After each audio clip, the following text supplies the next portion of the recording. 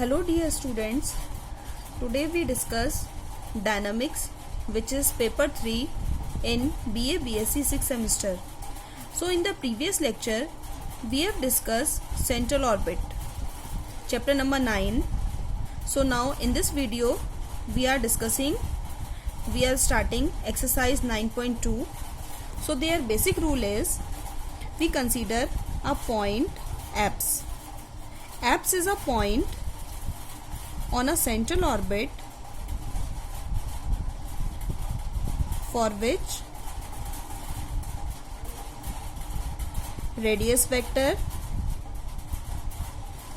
vector means r has a maximum or minimum value. So for an apse, suppose distance r is a, then u is 1 upon r, so it is 1 upon a, and dr by d theta is 0 and also du by d theta is 0. So अगर कोई भी point apps given है तो उसके लिए हम consider करेंगे for an apse dr by d theta 0 and du by d theta is also 0. If we have to find the second point, if we have to find the velocity for a circle, then formula is v square is equal to r into f. R is the distance radius vector and f is central acceleration या central force per unit mass. Third, velocity from infinity. Formula is v square is equal to minus 2 integration from infinity to a f dr. So अगर हमें velocity from infinity calculate करना है then we will use this formula. Formula is v square is equal to minus 2 integration from infinity to a f dr. f force की value given होगी, यहाँ से हम integration solve कर सकते हैं. इस केस में अगर पॉइंट डिस्टेंस आपको r is equal to a given है तो यहाँ a यूज करेंगे, अगर r की वैल्यू c गिवन है तो यहाँ c यूज करते हैं. Next we use general formula differential equation of central orbit in polar form.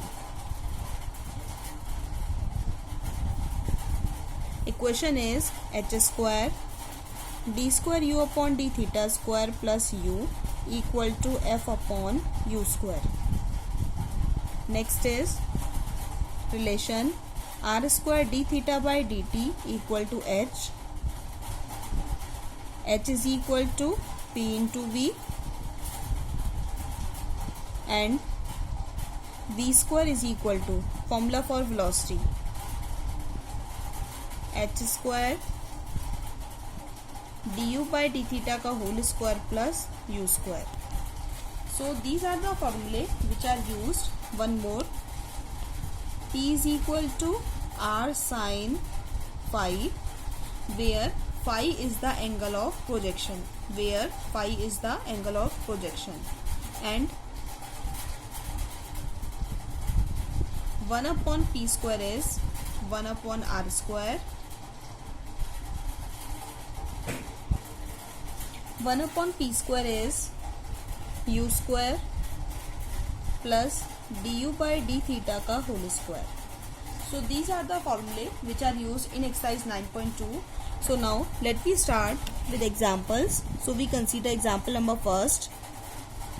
So now example number first is, if a particle is projected from an apse at a distance a with velocity from infinity under the action of a central force m r raised to power minus 7, then prove that the orbit is this. As we have solved the example, इसके अंदर जैसे हमने पहले last previous class में एक example number 3 solve किया है, तो इस एग्जाम्पल को भी सेम इसी मेथड से सॉल्व करेंगे. बुक में थोड़ा इसका सॉल्यूशन डिफरेंट गिवन है, but we will solve with the same method. So we will start. First of all यहाँ एक एप्स गिवन है. सो एट एन एप्स पहले हम नोट डाउन कर लेते हैं जो वैल्यूज गिवन है. Distance is a, means r की value a. Velocity is velocity from infinity and central force. अब यहाँ दे रखा है सेंट्रल फोर्स बट हम कंसीडर करते हैं capital F is the force per unit mass, means यहाँ मास की वैल्यू 1 पुट करेंगे, so it is proportional to R की पावर -7। प्रोपोर्शनल का साइन हटा के कॉन्स्टेंट यूज करते हैं, सो म्यू इंटू आर की पावर -7, और इसे लिख सकते हैं म्यू अपॉन आर की पावर 7। नेक्स्ट पुट करते हैं R is 1 upon you, so it become mu into U की पावर 7। नेक्स्ट फिर हम फाइंड आउट करेंगे velocity. Now velocity from infinity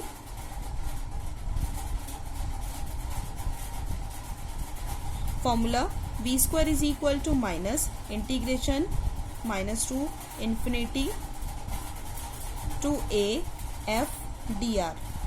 Now put the value f, यहाँ dr दे रखा है तो f की value in terms of r put करते हैं, म्यू इंटू आर की power -7 dr. Now integration both side, mu constant outside, r की power -6 upon -6 limit infinity to a. So minus से माइनस कैंसिल, 2 से 6 कैंसिल होगा, सो remaining is, पहले बाहर लिख देते हैं -6 म्यू, इसमें लिमिट पुट करते हैं, इट बिकम a की पावर -6, इन्फिनिटी पुट करेंगे, सो इन्फिनिटी इट बिकम 0, सो इसे कैंसिल होके आ जाएगा 1/3 म्यू, और इस पावर को पॉजिटिव बनाने के लिए नीचे शिफ्ट कर दीजिए a की power 6। This is the formula for velocity. Now we start. जब भी हमें इक्वेशन ऑफ पाथ या equation of orbit find out करनी होगी तो इसका प्रोसीजर सेम है जैसे आपने एग्जाम्पल नंबर 3 में किया है। First of all right differential equation of central orbit is h² d² u upon d theta square plus u equal to f upon U square. Next step में f की value put करते हैं। अब यहाँ u square है तो u की terms में पुट करेंगे, म्यू इंटू यू की power 7 upon U square. U square से 2 powers cancel, so remaining is u की power 5। Next step multiply both side by 2 du upon D theta. इस से दोनों साइड मल्टीप्लाई करेंगे, so it become h² 2 du by D theta d² u by D theta square plus 2u du upon D theta equal to 2 mu u की power 5 and du upon D theta. Next step is integration both sides, so it become h²। अब यहाँ देखिए integration के अंदर कौन सा trick use होती है, आपने लोअर क्लासेस में पढ़ा हुआ है। सपोज एक फंक्शन f(x), दूसरा f'(x) dx, ये हमें गिवन है, तो इस केस में f(x) को t पुट करते हैं, then differentiation both side, so f'(x) dx is dt। So now it become t, f(x) की वैल्यू t पुट कर दी and f'(x) dx is dt। So t dt, t का integration t² by 2। Next t की value put करेंगे, so f(x) का whole square by 2। तो इसे हम डायरेक्टली यूज कर सकते हैं। सो अगर एक फंक्शन और दूसरा उसका डेरिवेटिव दे रखा है तो फंक्शन का f(x) का हो जाएगा f(x) का होल स्क्वायर बाई 2। सेम यहाँ देखिए du by D theta function और ये उसका डेरिवेटिव दे रखा है, तो इसका डिफरेंशिएट, सो इसका इंटीग्रेशन हो जाएगा du बाई डी थीटा का होल स्क्वायर बाई 2। जो डिवाइड वाला 2 है वो इस मल्टीप्लाई वाले 2 से कैंसिल, प्लस सेम u और ये इसका डेरिवेटिव, तो u का जब हम करेंगे इट बिकम u² बाई 2, 2 से ये cancel equal to right side में 2 म्यू u की पावर 5 का इंटीग्रेशन u की power 6 by 6 plus some constant c1। जब भी हम इंडेफिनेट करते हैं तो हमेशा कांस्टेंट यूज करते हैं, 2 से ही कैंसिल हो जाएगा 3। नेक्स्ट इट बिकम v², इसे कंसीडर करते हैं इक्वेशन नंबर 2, इसे हम इक्वेशन नंबर 1 कंसीडर करते हैं। Next this left side is the formula for v², so it become h² du by D theta का whole square plus u² equal to mu u की power 6 upon 3 plus c1। Next यहाँ condition apply करेंगे at an apse, condition given r is equal to a सो u की value 1/r, it become 1/a. du by d theta is 0. Starting में बताया था जब भी एप्स का पॉइंट होता है तो उसमें हम कंसीडर करते हैं du by d theta 0. Next velocity, यहाँ से हमने फाइंड आउट किया velocity from infinity. So v square is mu upon 3a की power 6. Now substitute the values. So v square की वैल्यू म्यू अपॉन 3a की power 6 equal to h square du by d theta 0, u square की value 1/a square equal to mu upon 3. Again u की value 1/a put करेंगे, so it become 1/a की power 6 plus c1. पहले first और second term को equal रखते हैं और यहाँ से h स्क्वायर की वैल्यू फाइंड आउट करेंगे. h square upon a square. First और सेकंड को इक्वल रखते हैं, सो उस केस में यहाँ से a स्क्वायर से 2 पावर्स कैंसिल होंगी, सो म्यू अपॉन 3a की power 4. This is h square. Next फिर फर्स्ट और थर्ड को इक्वल रखते हैं, यहाँ से c1 फाइंड आउट करेंगे. जब हम इसको इसके इक्वल रखेंगे तो ये फैक्टर इससे कैंसिल हो जाएगा,